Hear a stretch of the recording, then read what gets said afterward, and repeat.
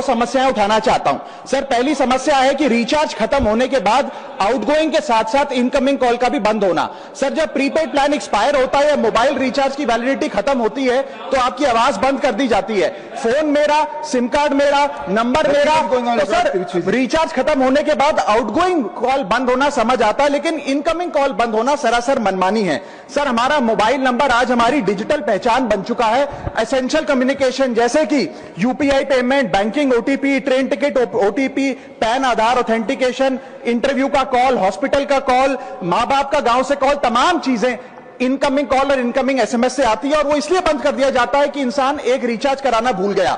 Sir, incoming call बंद करना is not stopping of a service, ये हमारे राइट टू कम्युनिकेशन को स्टॉप करने जैसा है। सर, जैसे आपका आधार कार्ड इसलिए एक्सपायर नहीं हो जाता कि आपने डिटेल अपडेट नहीं करी, या आपका बैंक का खाता इसलिए बंद नहीं हो जाता कि आपने मंथली डिपॉजिट जमा नहीं किया, या आपका वोटर आईडी इसलिए सस्पेंड नहीं हो जाता कि आप एक चुनाव में वोट डालना भूल गए, ठीक उसी तरह आपका मोबाइल नंबर इसलिए सस्पेंड और डीएक्टिवेट नहीं होना चाहिए कि आप एक रिचार्ज भूल गए। सर, मैं सदन में फ्री आउटगोइंग की मांग नहीं कर रहा, फ्री डेटा की मांग नहीं कर रहा, लेकिन इनकमिंग कॉल फैसिलिटी की गारंटी होनी चाहिए। मेरी 3 स्पेसिफिक मांग है। पहली, प्रीपेड मोबाइल कनेक्शन में इनकमिंग कॉल और इनकमिंग एसएमएस कम से कम 1 साल तक कंटिन्यू रहे, चलता रहे from the date of the last recharge, ताकि एसेंशियल कम्युनिकेशन चलती रहे। दूसरी, deactivation of the mobile number after 3 years. ऐसा ना हो कि आपका मोबाइल नंबर किसी को आपका मोबाइल नंबर बंद करके किसी और को अलॉट कर दिया जाए। कम से कम 3 साल का ग्रेस पीरियड देना चाहिए from the date of the last recharge. And third demand, mobile operator should introduce a low cost